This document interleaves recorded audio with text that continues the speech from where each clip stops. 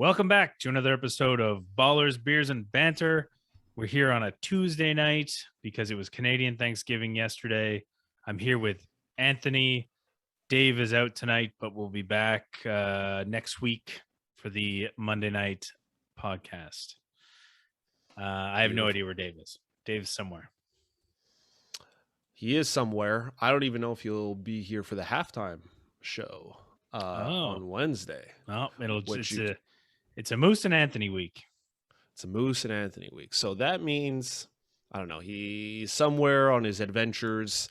Didn't let us know where he's going to be this year, but hopefully he had a good Canadian Thanksgiving and he's keeping safe. All right, so today's episode, we will be doing the Moose's Minute and the Anthony Harrison Hurry Up. We will be doing headlines, waiver wire picks, our beer rankings for the riskiest and the safest players to start and sit this week, followed by a very interesting Reddit segment.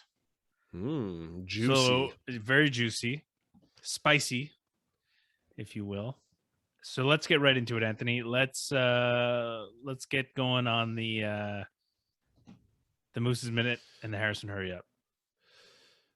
Okie dokie. You call it. Are you ready? Yes, I am. 3, 2, 1, go.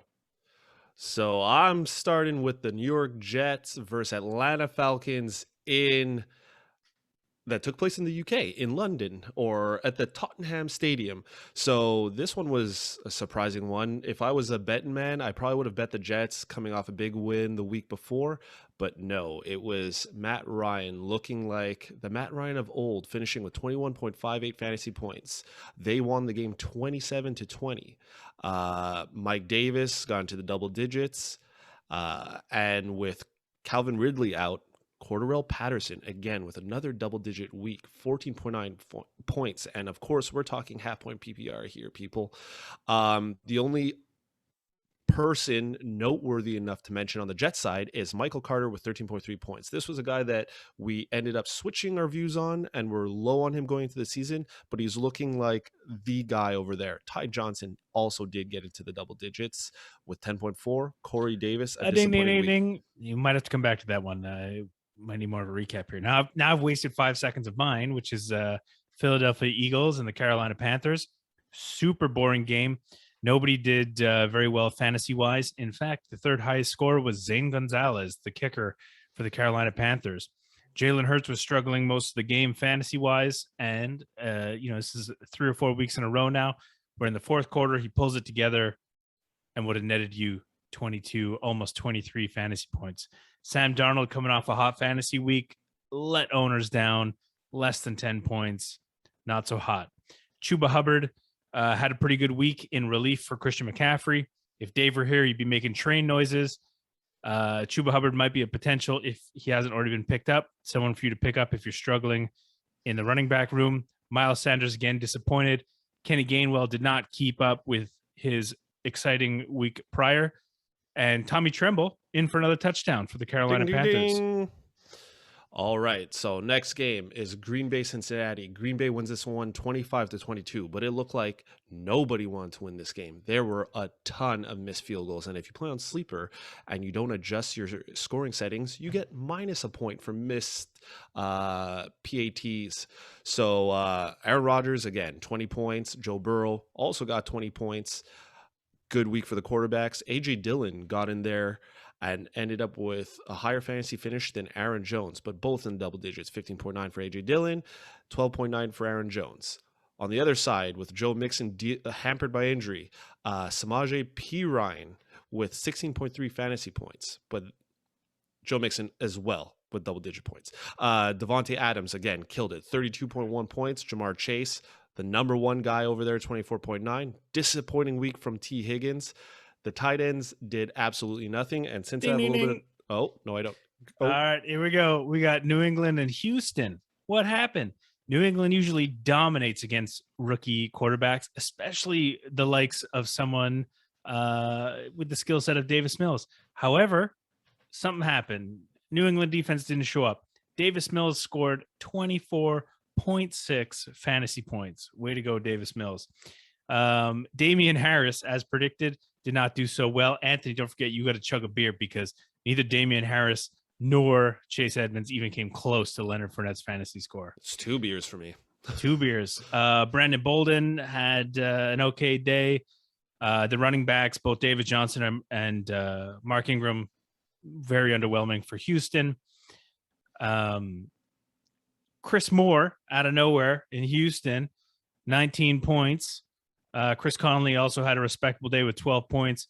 None of the receivers on New England did anything of note except for Hunter Henry, who got 16.5 points. Ding, ding, ding. It could be risky moving forward. All right, Tennessee versus Jacksonville. This one was a walloping, 37-19 in favor of the Tennessee Titans. King Henry continues to impress. 31 fantasy points. James Robinson on the other side, without Travis Etienne, is still productive. 21.2 fantasy points. Ryan Tannehill, disappointing week again. This was a late round QB we told you guys, or specifically Dave told you guys to draft. He has not showed up if he is your starting QB. On the other hand, Trevor Lawrence had his biggest fantasy performance of the year with 22.72 points. We're looking to see more from him in the coming weeks. No receivers on both teams in the double digits, as well as the tight ends. So the running backs are just the guys to use on these 2 teams. And I missed some time before. Kyle Pitts destroyed without Calvin Ridley there with 21 fantasy points. So slot him in as long as Calvin Ridley's injured. I still have time left here. Oh. Well, ding, ding, ding. I was giving you a few extra seconds there. All right, I've got Detroit and Minnesota. And all that can be said is that Jared is Goffle. He only got 6.1 fantasy points. And honestly, he looks absolutely terrible out there. Kirk Cousins, a little underwhelming as well with 14 points. The running backs had a much better game. DeAndre Swift, 19.4 points. Jamal Williams, a little underwhelming, under 10 points. Alexander Madison, what a gem. If you had him as a handcuff, if you're the Dalvin Cook owner, you had Alexander Madison as a handcuff, honestly, if you strip names and numbers off a jersey, you would have thought Dalvin Cook was still out on the field. Alexander Madison is an amazing handcuff, and he would have got you 21 points if you started him. Justin Jefferson, fantastic week, 15.9 points. Adam Thielen, very underwhelming. Let's hope that this doesn't continue. Let's just hope it was game script, and we'll see more from him in the coming weeks. Detroit, with Jared Goff being so terrible, it's a miracle. It's a miracle any of the receivers got any points. Ding, ding, ding. It's Goffle. It's Goffle. Goffle. All right, next game, Denver versus Pittsburgh. Pittsburgh wins this one 27-19. Teddy Bridgewater comes back, cleared concussion protocol, finished with 19.62 points, continues to put up streamer fantasy finishes. So this is a guy you can look at going forward, even if they're not winning games. Ben Roethlisberger played better, but still not a great fantasy performance. You're not starting him in any league format. Javonte Williams got into the double digits, but 10.1 points, not very exciting, but continues to outshine Melvin Gordon with pretty much the same amount of carries. So go with Javonte Williams in your flex. Najee Harris continues to impress, 21.2 fantasy points. He didn't finish the game with cramps, but we'll get into that in the headlines. Cortland Sutton appears again, 21.5 fantasy points. Tim Patrick performing well, 12.4. And on the Pittsburgh side of the ball, Chase Claypool and Deontay Johnson get into the double digits, while JuJu Smith-Schuster leaves the game with an injury. Ding, ding, ding, ding. Miami, Tampa Bay. Holy smokes. Tampa Bay crushed Miami as predicted. Tom Brady put up 37.7 fantasy points. Well done. Jacoby Brissett, for a backup quarterback, still put up a respectable 15 points. So if you're streaming him, maybe you're not too upset there. Here, you might have to give me a little extra time for this, Anthony. Okay. When it comes to fantasy football, there are players who are extremely frustrating. There are organizations who are extremely frustrating. Miami and Myles Gaskin are both of these. Myles Gaskin hasn't done anything all season. His numbers have been relatively low despite, his talent level and how he should be used in Miami. Myles Gaskin goes up against, what has been are, pretty much determined as the toughest run defense in the league. And somehow Myles Gaskin puts up 26.9 fantasy points out of nowhere. Super frustrating. I can almost guarantee that everybody in the fantasy world benched Myles Gaskin this week because of terrible performance and put somebody else in. And look at him. Goes and puts up 26 points. Super frustrating, folks. But this is fantasy football. It's all part of the game. Ding, ding, ding. Well, I had to get all that out. On the other side of the ball, we had Leonard Fournette, who put up 19 points. You're welcome to anybody who listened to me and not Anthony. Predicted that they would be up and just running the ball a ton, and they sure did with Leonard Fournette. Antonio Brown, he's back. 27.9 fantasy points. And if you thought he was going to be the ball hog, not the case. Mike Evans also put up 26.3 points. Way to go, Mike Evans. But I will warn everybody, come playoffs, be wary of Mike Evans. On the other side of the ball, no one needs to be mentioned. Everybody scored under 10 points. Very underwhelming. Will Fuller, probably not even going to make the field again this season. He's got to get his performance-enhancing drugs in him. And that's about it for 2 Tampa minutes. Bay, Miami. Ding, ding, ding. All right. So next we're going to the New Orleans versus Washington. Washington's Roman numeral 2, or the football team. New Orleans wins this one 33-22. Jameis Winston is back as well. Still a streaming option. I don't think he can be started each week, but he finished with 25.76 points. A very good week. Taylor Heineke, a guy that was said on this podcast to be a guy that you can slot in going forward, had a bad week with 11.92 fantasy points. So this was an on week for the New Orleans defense. Alvin Kamara, back at it. 26.7 fantasy points, and Antonio Gibson on the other side of the ball, 20.2. Again, the wide receiving core for the New Orleans Saints, we don't know who is going to kill it each week. This week it was Marquez Callaway, 22.5, and even Deontay Harris got in there. But none of the receivers on Washington did anything. Disappointing week for Terry McLaurin, and disappointing for the tight ends as well. Ding, ding, ding. Go ahead. All right, I've got Cleveland, LA Chargers. No, which you got Chicago, Vegas. Oh, I skipped one. Okay, well, I'm taking Cleveland Chargers now, and I'm adding 14 seconds to my time for that interruption.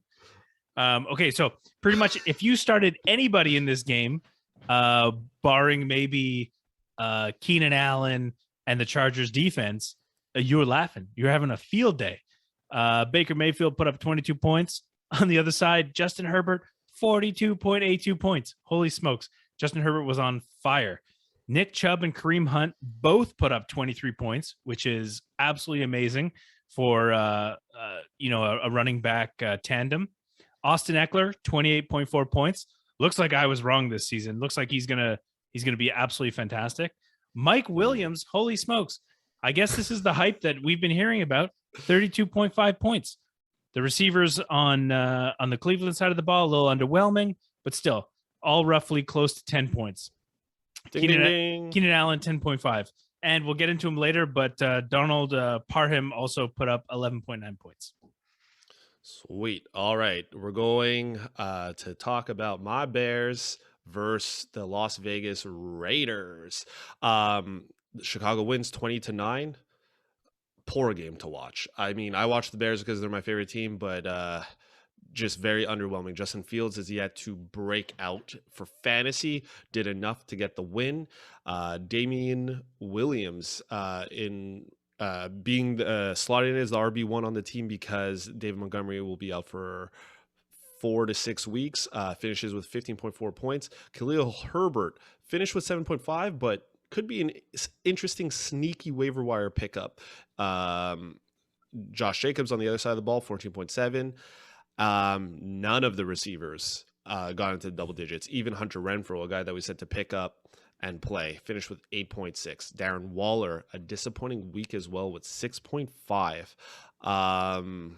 Cole Kmet, a guy that I thought was going to be a breakout this year, is struggling. This guy, Horsted, got 6.7.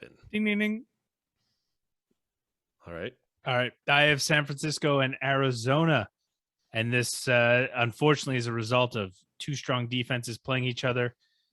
Trey Lance had a nice 15.5 points. So anybody who has Trey Lance on their bench, maybe stash him for later in the season. This is actually a good sign, because for a rookie to come in, put up these kinds of numbers, especially, not expecting to be the starter throughout the season, is a pretty good sign. Kyler Murray put up 11.6 points. Brutal for people who are used to, his 20 and a spectacularly, usually 20 and above points. A little bit of a letdown this week. James Conner led the Arizona backfield as predicted, 10.2 points. To be fair, Chase Edmonds was dealing with a shoulder injury. On the other side of the ball, Elijah Mitchell had 7.2 points. Kyle, I'm never going to say this right. Say it. Use check. There we go. Kyle, use check, 5 points. And Trey Sermon, this is San Francisco backfield out of nowhere, less than 1 point. But you got to let me do the receivers. DeAndre Hopkins, of course, had a great game. Deebo Samuel, also 14.7 points. Rondale Moore had I think it's a sporadic fantasy week. Christian Kirk, bit of a letdown again, and that is all. All right, moving on to the New York Giants versus the Dallas Cowboys divisional matchup. Dallas wallops the Giants 44-20. Daniel Jones gets injured in this one, doesn't finish the game. Mike Glennon comes in, doesn't really do too much. Dak Prescott again, 20 points and above. He got 20.68. So this is he's back to his old self. Saquon also got injured in this one, so Devontae Booker came in, finished with 19.3 fantasy points. Maybe he can be a decent replacement for him. We'll talk a bit about him later. Ezekiel Elliott, again, a big week, 24.2 fantasy points. Tony Pollard also got in there with 11.3. Kadarius Toney, 24.6 fantasy points, looking like the guy over there, but gets ejected for punching someone in the face. On the other side of the ball, CeeDee Lamb, 16.8 points. This is what we've been waiting for. Amari Cooper also got into the double digits with 13.5. And as far as the tight ends, we had told you to pick up Dalton Schultz. He had 10.9 points. Blake Jarwin had nothing. Ding, ding, ding. All right. Probably one of the most exciting games of the week. Buffalo, Kansas City. Holy smokes. Buffalo had Kansas City dialed in, and they beat them. Josh Allen was absolutely spectacular, 36.5 points. He just looked amazing throwing the football. He looked like Patrick Mahomes. He's almost like Patrick Mahomes was looking at Josh Allen and going, I wish I was Josh Allen. Patrick Mahomes seemed to have a bit of an off night, struggling against that Bills defense, only had 19.98 points. Still all right. Bills running backs, not so hot. Zach Moss only put up 10 points. Devin Singletary, who came out of the gates looking really hot, didn't do so well. Less than, doesn't even matter. It's terrible. Clyde Edwards-Helaire is on IR, so that's not great. And Darrel Williams didn't do much replacing him. Kansas City wide receivers, not so hot either.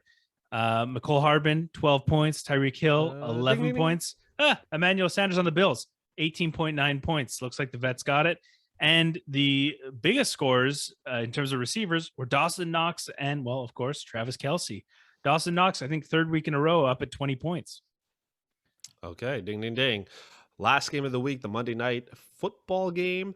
Baltimore Ravens versus the Indianapolis Colts. Baltimore wins this one 31-25, which was surprising because they struggled most of the game, but Lamar Jackson and Mark Andrews play big in this one. We talk about those games that haunt you. Lamar Jackson puts up 40.88 fantasy points. His first 400-yard passing game. He had 442 and 4 touchdowns. Mark Andrews, 36.2 fantasy points, 11 for 13, 147 yards, 2 touchdowns, and a 2-point conversion. Two 2-point conversions, wasn't it? Yeah, 2 2-point conversions. So fantastic. Marquise Brown got in there, 29 fantasy points, 9 for 10, 125 yards, and 2 touchdowns. Michael Pittman on the other side, Marquis Dillon mid-round guy, 6 for 7, 89 yards, 1 touchdown. Like I said, 17.9. Jonathan Taylor, huge in this one, 30.4 fantasy points. The running backs on the Baltimore side of the ball, don't start any of them going forward. Marlon Mack got in there a little bit. I think they're trying to get him in there because they want to trade him. Kansas City looks like they're interested in him. Rumor has it.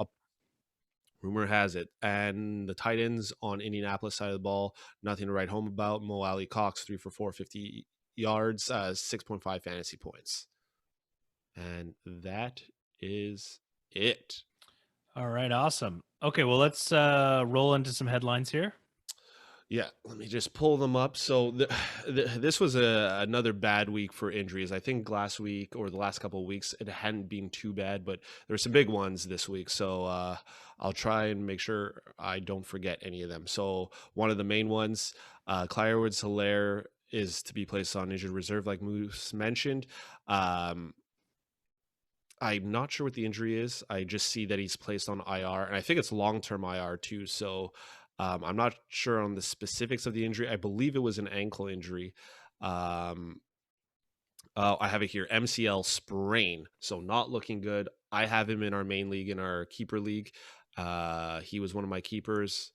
Second year in a row, he'll be disappointed. I know it's an injury. We can't do anything about it, but it's a part of fantasy football. Bad. Just terrible news. Joe Burrow had a throat contusion, went to the hospital after the game. The man stayed in the game, so he's fine. Reports are that he's 100% healthy. But when you hear throat contusion and then straight to the hospital, that it sounds serious. But the guy is tough. He's tough. Still had a fantastic fantasy week as well. Arizona Cardinals breakout tight end Maxx Williams is feared to have suffered a major season-ending knee injury on Sunday, source said. So we'll wait to hear back, but it looks like he will be done for the season, which he was a streaming tight end or a tight end that you picked up when if you drafted a guy like Evan Ingram or I don't know, Blake Jarwin. This is a guy that could have saved your butt a couple of weeks. Saquon Barkley, low ankle sprain, could miss 2 to 4 weeks. I don't know if you saw the post, Moose, but people, if you didn't see on Instagram what his ankle looked like, he looked like he had a tumor on his ankle. It didn't look not good. pretty. He was on crutches and a boot almost immediately afterwards, and it's super unfortunate. That it's a new injury. Well, I don't even know if it'd be better if he aggravated the old one, but it's just brutal that now it's another. Everyone wants to see Saquon Barkley out on the field, and it's just brutal that now he has another weak point in his body, so to speak. Yeah. Totally unfortunate. And to stick with the Giants, Kenny Golladay suffered a knee injury in the game as well. Keep an eye on that. We don't know how long he's out for, but this means that Kadarius Toney, who's the breakout rookie, had his first big week, might be able to step up, but I'm not sure how it works when I know he was ejected for the game, but I don't think he'll be suspended a game. He might get fined too. So I'm not sure on the rules there, but keep an eye on that situation because he, depending on how long Kenny Golladay is out, Kadarius Toney can be slotted in. And he threw a punch at safety Devontae Kazee. Next guy, JuJu Smith-Schuster. I mentioned this earlier. He's being placed on injured reserve, but they fear he may miss the rest of the season. So we're not sure if it's long-term IR or short-term IR with a shoulder injury, but keep an eye on that. If he's down and out, Deontay Johnson, Chase Claypool. Chase Claypool was maybe a flex option. It now becomes, I think, a wide receiver too, in my opinion. We had mentioned on Thursday, we had talked about it a little bit, but Russell Wilson is going to be out with for a while due to that broken finger. So he is expected to miss, I think it was between 4 and 6 weeks. So not great. If you drafted him, we'll get into it. It has to do with the Reddit, so I won't go too much into it now. And I think those are the major ones. There was a lot of people hampered by injury, like Joe Mixon went out at one point. Brady hurt his hand at one point.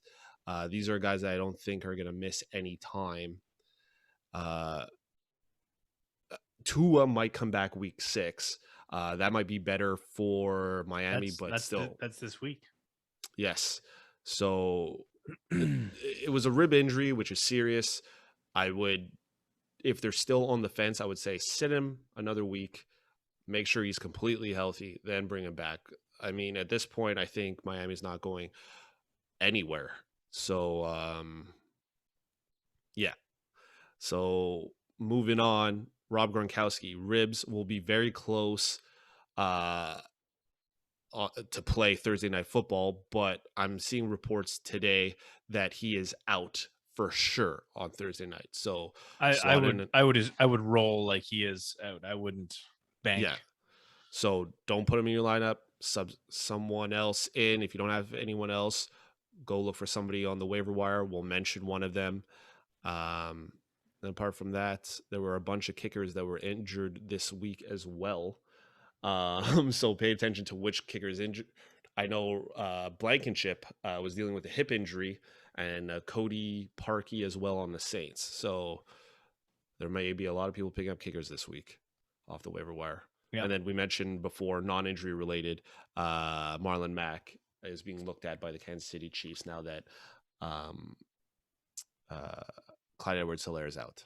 All right. Well, speaking of waiver wire, might as well jump into our waiver wire segment. This week is, well, every week is important on the waiver wire, but this week in particular is the first most important week of the waiver wire because we start bye weeks. That means you're going to have, several players on your team who won't be playing this week, and you're going to have to find replacements for them. And that means likely dropping people who, you might have been stashing on your bench to see if they were going to break out or not. And you're going to have to replace those players with some of your week in and week out starters and potentially pick up waiver wire candidates to fill in those spots if you don't have depth on your bench or just players you want to slot in. So let's jump into the waiver wire picks for this week. Just before we get into it, the bye week teams are Atlanta Falcons, New Orleans Saints, New York Jets, San Francisco 49ers. All right. So first waiver wire guy we have is Devonta Booker. Is it Devonta or Devontae? That AE always. I think it's Devontae. Devontae Booker. So this was a guy that we said do not pick up because he looked bad earlier in the season when Saquon was hampered, but he had a big performance this week against Dallas. I know Dallas has an OKD and maybe a little bit vulnerable in the run game, but I mean, at this point, but hold on, let's look at the situation here because rolling into the season, the New York Giants were going to be a pass-heavy team. They knew they didn't have Saquon Barkley. Right. So, Devontae Booker is not going to be a big part of the game script. Now, they have no Saquon Barkley and they have no wide receivers. So, they're going to be running the ball a lot. Yeah. Well, Kadarius Toney is there, and I mean your boy John Ross could make another appearance, but maybe. Unlikely, but maybe. Unlikely. He's very big play dependent, and Daniel Jones, who may not even be playing, when he does play, hasn't been looking that great. Right. So I would say pick him up. I don't know what your opinion is on him this week. They are playing the Rams, but I think you absolutely have to pick him up. Like we mentioned, Saquon could be out 2 to 4 weeks. If you're an 0-4, what is it? We're going to week 6. Mm-hmm. So if you're at the bottom of your league and you need to get something going for your team, you might as well take a shot on Devonta Booker. You could get some RB1 performances out of him. Who knows? So we saw Myles Gaskin, like Moose mentioned, put up huge fantasy numbers against a team that usually stops the run. So who knows? Maybe Devonta Booker can put up numbers against the Rams defense. He's worth a shot. Who do we got next? We got Darrel Williams on the Kansas City Chiefs. So we did mention. Let's just straight up say it. Yeah. Because in case you're confused, let's say you accidentally pick up Damien Williams. Also not a bad pickup. Right. That's it. We said he had a good performance. Yeah. We said you should have picked him up last week. If he's still available in your leagues, pick him up. He performed well when I didn't think he would against the Las Vegas defense. You can slot him in now. Yeah. Some of us were a little bit tired when we made the graphic today and put Darrel Williams on the Chicago Bears. Yes. So But if you mixed up your D Williamses, either one is good. You can't go yeah. wrong. Yeah, chances are Damien Williams is not available, but Darrel Williams, we mentioned Clyde Edwards-Helaire is injured, so he is the next guy there. He is not the next guy if they sign somebody else, but who knows? They signed Le'Veon Bell last year. He didn't really do too much behind Clyde Edwards-Helaire, and he didn't really do better than Darrel Williams last year either. So Darrel Williams is the guy, and like I said, if you're at the bottom of your league, why not take a shot on this guy as the RB1 on a high-powered offense, or supposed to be high-powered offense that is not playing so well. And again, I apologize. What's LaBucky? I told you to go with Kansas City Chiefs. I was believing in them from the Kansas City Chiefs of the past, but I guess it's Buffalo's time. I mean, maybe. All right, who do we got next? So this one was a controversial one. It's a deep controversy. We have a couple wide receivers here. I'll just mention them because we talked about one already. Kadarius Toney, and the other one I thought what might be a good one is Kendall Hinton. So I mentioned again, in the past we said Courtland Sutton's hampered by injury. He might not always be productive for your fantasy team. Tim Patrick is the second guy there. He also did well last week. He had 9 targets, 7 receptions for 89 yards. But Kendall Hinton, this is a guy that I've heard analysts talk about. There's a little bit of buzz behind him. In deeper leagues, he might be a better target. But I mean, with three targets, 2 receptions, and a touchdown, he finished with 9.5 fantasy points. This is the kind of numbers that Tim Patrick was putting up the first couple of weeks, and Tim Patrick was a waiver wire acquisition back in the earlier weeks. So you can take a shot on him in deeper leagues if you're really in trouble. So if the guys you actually want to pick up, like Kadarius Toney, get swooped up by somebody else, maybe look at Kendall Hinton. So you're hinting at a possible breakout. Hinton at a possible breakout. And Denver is playing Las Vegas next week. Oh, and huge news that I didn't mention in the headline segment. John Gruden has, like, we don't get into the personals, but he is no longer the coach he resigned as coach for the Las Vegas Raiders due to all those emails that came out, racial slurs, being sexist, and just a whole variety of bad things. Variety of bad things. So he is no longer the coach there. I think that team is going to be on the decline. It's just, there's a massive dark cloud over this team now. So I think this could be a week that Denver lights up Las Vegas. Could be wrong, but I'm going to go with that. Our last guy, Donald Parham, tight end for the Los Angeles Chargers. I keep wanting to say San Diego Chargers. But this guy, he's probably a deeper tight end as well. But with Maxx Williams out and a high-powered offense, like, I think they're better than Kansas City this year, and I think they might take the division. The LA Chargers, they're going to score a lot of points this year. So I know Jared Cook is over there, but he's getting old. He's not getting old. He is old.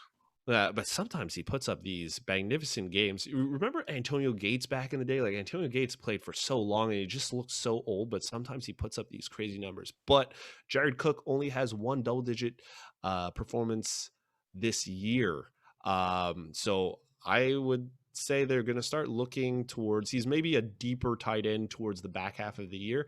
But they're playing Baltimore this week. They're going to need weapons everywhere. He might not be looked at in coverage. So I think he's a good play this week too, if you're desperate.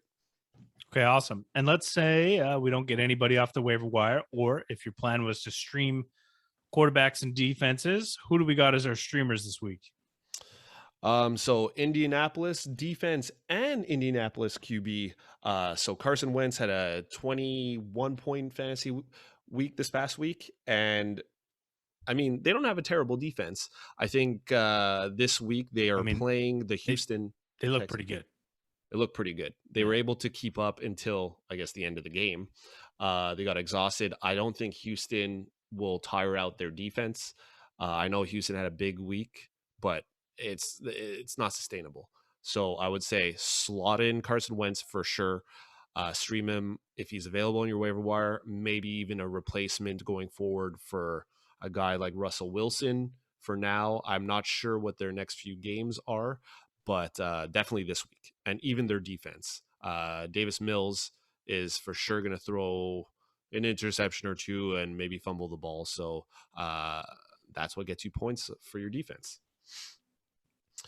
Next guy we have here is Baker Mayfield. I know not usually an exciting QB to put in. Well, he's a streamer. He's a streamer. You know, if you're streaming, you're likely picking at least the 13th and on quarterback. Yeah, roughly. But I like this game. They're playing the Arizona Cardinals this week. We saw him put up some big numbers against Vegas this past week, and I think it might be one of those shootouts again. So I said Vegas. I meant Chargers. Yeah. Or did I say Chargers? I don't know. It's getting late. But yeah, against Arizona Cardinals, Arizona is going to look for a bounce back week. Arizona's going to look for a bounce back week? They're undefeated. Yeah, but like as far as like production, it was a low scoring game. So I think fantasy wise, it'll be a bounce back week, not real football, I guess. So I think Baker Mayfield will have to keep up. And I know he was suffering from, I think it was shoulder injuries or a collarbone injury earlier in the year, but he doesn't look like he's hampered by anything. So I would say stream him this week as well. Two other defenses we say to stream are the Green Bay Packers, who are playing the Chicago Bears, and the Carolina Panthers, and they are playing that one. I'm not sure. They are playing the Minnesota Vikings. So Green Bay Packers, I say them. I don't want to say them, but I'm saying them. They're playing the Chicago Bears. Justin Fields, he's a young quarterback. He's out. Justin Fields? Yeah, Andy Dalton's the starter again. Why? I didn't see that anywhere. Yeah, because Fields is still injured. He came back in the game and won the game for them. Dalton went out immediately My understanding is that Dalton's the starter again. I didn't see that anywhere in the keep going. Headlines. I'm going to look it up. Yeah, you look it up. So Green Bay usually has Chicago's number. It might intimidate Justin Fields and or Andy Dalton, whoever the starter is. But I think if it's Fields, it's not any better. It'll be overwhelming. He'll try and do too much and make mistakes. So I think the Green Bay defense, they're not terrible. They looked decent last week, even with one of their main guys injured. And then moving on to Carolina, playing Minnesota. Minnesota's had a couple lousy weeks. I mean, they still have some guys that show up fantasy-wise, but they've been struggling. So I would say Carolina has a decent D. Slot them in or stream them this week. You don't have to keep them on your team, but I think they're a good streamer. Did you find any of that information? No, I didn't. Yeah. I did a quick look. There's nothing that says either Justin Fields or Andy Dalton are the starters. Well, they did say Fields is the starter going forward. I think the risk was with his injury, but I'm reading the latest headline. It says Justin Fields' knee appears to be good to go. So as long as he's healthy, he'll play. He did leave the game with that knee injury. Dalton came in, but Fields ended up finishing the game. All right. So either way, that's what Green Bay should torch them. Unfortunately. So those are your waiver wires and your streaming options. So best of luck tonight. Make sure to set your claims. You don't want to miss it. Mm-hmm. Moving on to our next segment, we have our beer rankings, which determine the safest and the riskiest players to play in week 6. Yes, we're only going to give you 6 here, but we'll make a post tomorrow on halftime and on Instagram. It'll have our usual 12 players, and we'll either make the post tomorrow or the day after, but it'll be right on time for you to make a decision before the Sunday games. And don't forget, there's also a London game this week as well. So don't wait till 1 o'clock if you have guys in the London game. All right, I'll kick us off. We have Miles Sanders at 2 beers. super risky. Yes. Miles Sanders has not had a great season. No. He has only had one game in the double digits. He has been outplayed by Kenny Gainwell some weeks. Yes. And he's going up against like we mentioned earlier in the podcast, potentially the toughest run defense in the league. Now, this, of course, goes with a grain of salt since another very underwhelming running back just scored 26 points against that defense. But I don't think Miles Sanders is going to have the same type of performance. So if you're thinking of starting him this week, he comes with a pile of risk. Yeah. I mean, you mentioned in the recap that Kenneth Gainwell had a down week, but even with his down week, Miles Sanders didn't get into the double digits, had 11 carries, 45 yards, caught all 5 of his targets for only 6 yards. So he not looking good. Do not play him. Very risky. All right. You want to mention the next player too? Sure. Just roll. I'll just roll the disappointment. And the next player is Derek Carr. As previously mentioned, a lot of bad news coming out of Las Vegas. They've just lost their head coach, which, in my opinion, may not be the worst thing. Ooh.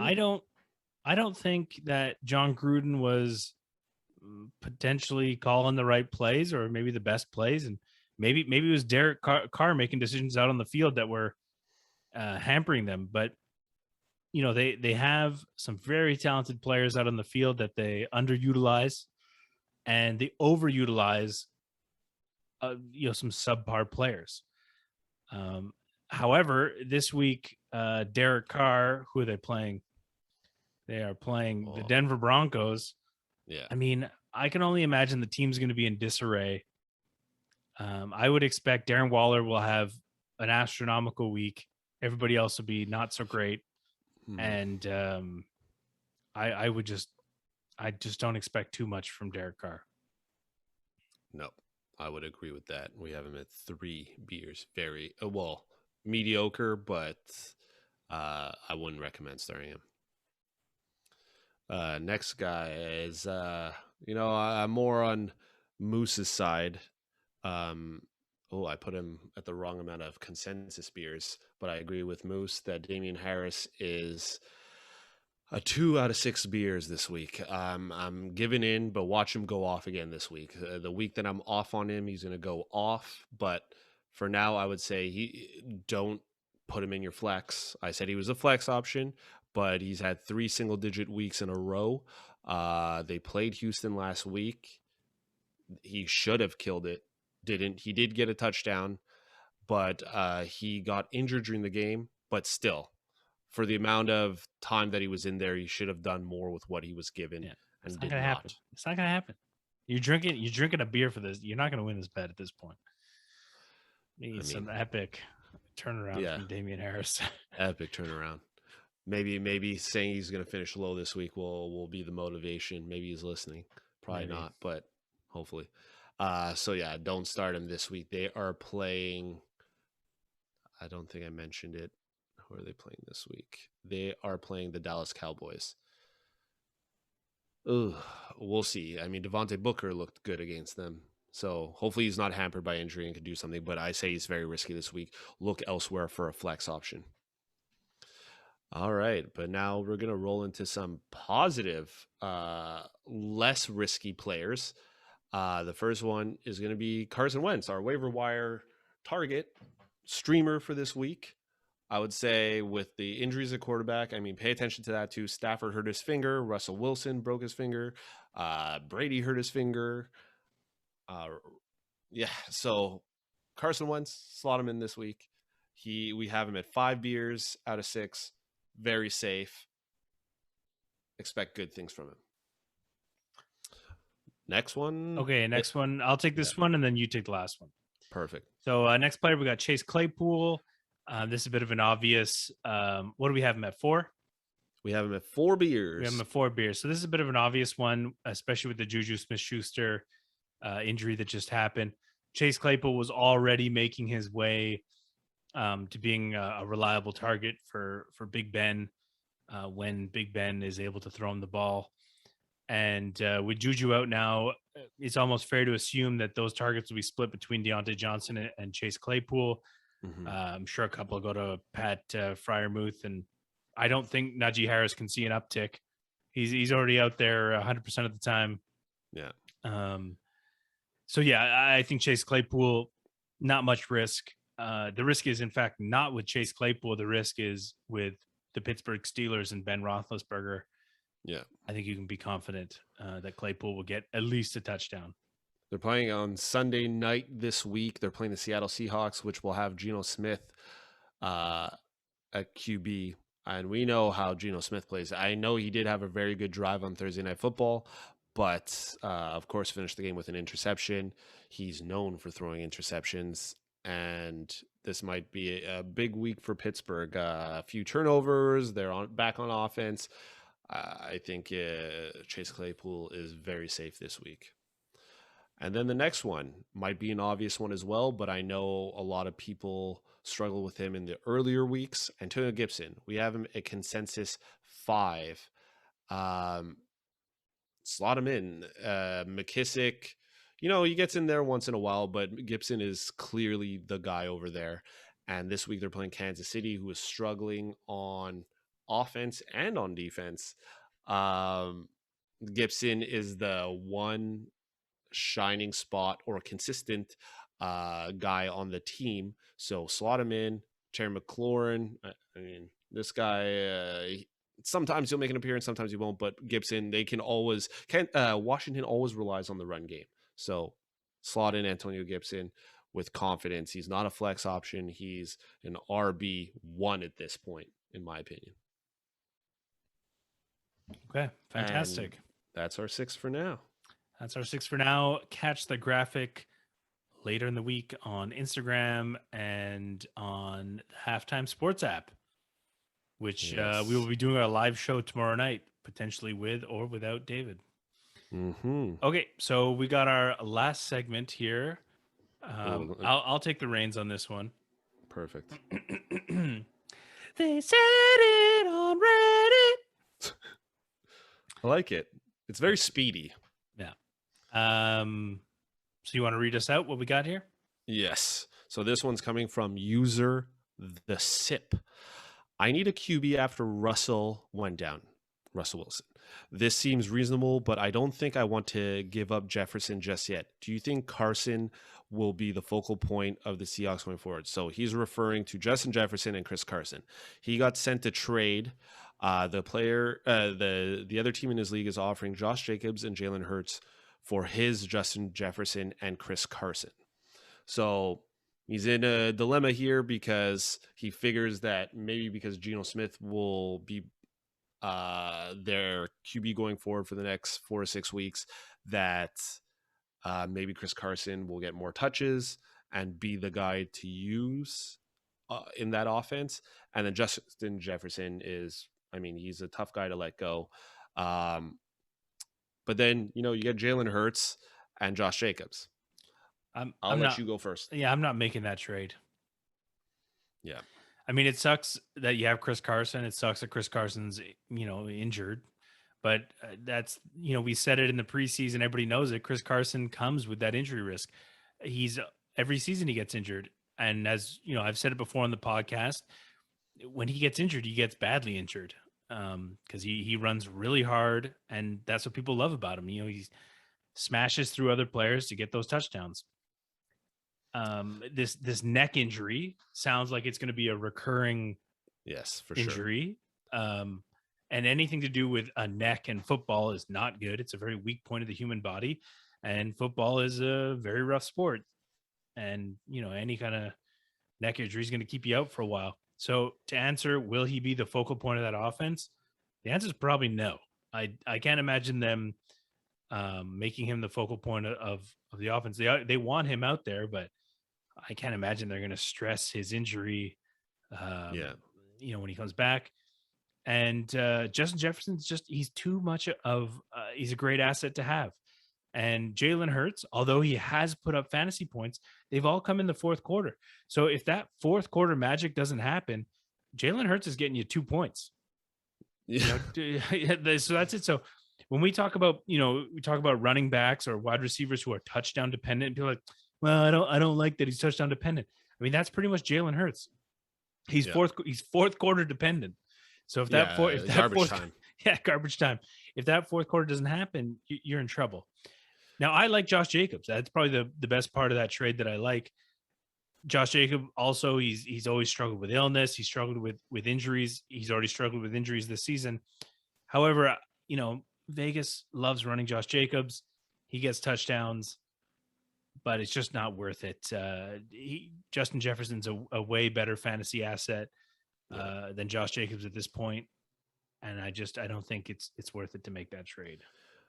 Yeah. Chris Carson, we mentioned. So for user the SIP, we had mentioned last week, or I think it was the Thursday night episode, where they said the reason why Chris Carson is going to sit out, obviously it's due to the neck injury, but they said it's too short a week for him to recover from that neck injury. But it seems like he needs a full week to kind of give his neck a break and then get in on the game. But he's going to be hampered by this all season, like Moose mentioned. So, I mean, you can keep him on your team. He looks like he's going to play this week. So when he's in there and he's healthy, he will put up the 15 points. He will average around 15 points, which he did earlier in the season. So you wouldn't have to worry about him. But Josh Jacobs, like Moose mentioned, is the selling point from the other guy's trade offer. What I say about QBs is that pick up a streamer or make one of these streamers your go-to QB, because towards the end of the year, the QB position is very top heavy, and then the rest is within the same tier. So these Kirk Cousins, these Teddy Bridgewaters, these Sam Darnolds, even Jameis Winston, but he's on a bye this week, so don't put him in. These guys are going to perform well. We mentioned that Teddy Bridgewater and Sam Darnold, even on bad weeks, they'll show up more often than not. I know Sam Darnold didn't have a huge week, but Teddy Bridgewater, every week he's played healthy, he's had 18 points or above. So I would say risk it with one of these streamers. Chances are it might be a better option than trading an asset like Justin Jefferson. If Kirk Cousins is available, make that pairing, Kirk Cousins and Justin Jefferson. Chances are if Jefferson goes off, Cousins is going to go off. So look for a streaming option. Keep your team. Justin Jefferson can play and produce fantasy points as if he was two players. So Jalen Hurts, too risky of a QB going forward, and Josh Jacobs, also injury prone. Look for a streamer to make your QB for now until Russell Wilson comes back. Yeah, that's it. All right, Anthony, what were you drinking tonight? I had a shot of scotch before we started. I didn't drink scotch during the episode. I've been drinking water. I have been boxing quite a bit, letting some anger go. Working off all the turkey I ate for Canadian Thanksgiving. Oh yeah. So I'm drinking some water. Got to rehydrate after a tough workout. I had a classic Heineken. Beautiful. How many have you gone through? I just picked up another 48 pack. Oh, beautiful. Yeah. Love it. Gotta love that 48 pack. Yeah, absolutely. All right, folks. Well, thanks for tuning in. Again, we're a little bit disheartened. We had to reduce our episode count to one episode a week and the live show on Wednesday nights. But we will be here every Monday and hopefully talking with you on Wednesday nights on the Halftime Sports app. And until then, 10 p.m. Eastern, 7 p.m. Pacific. Is that correct? Correct. But until then, always put your best gut forward. Have a great waiver wire night. Don't forget to put in some claims if you haven't already. And hope you get the players you want. And we'll talk to you tomorrow night. Ciao.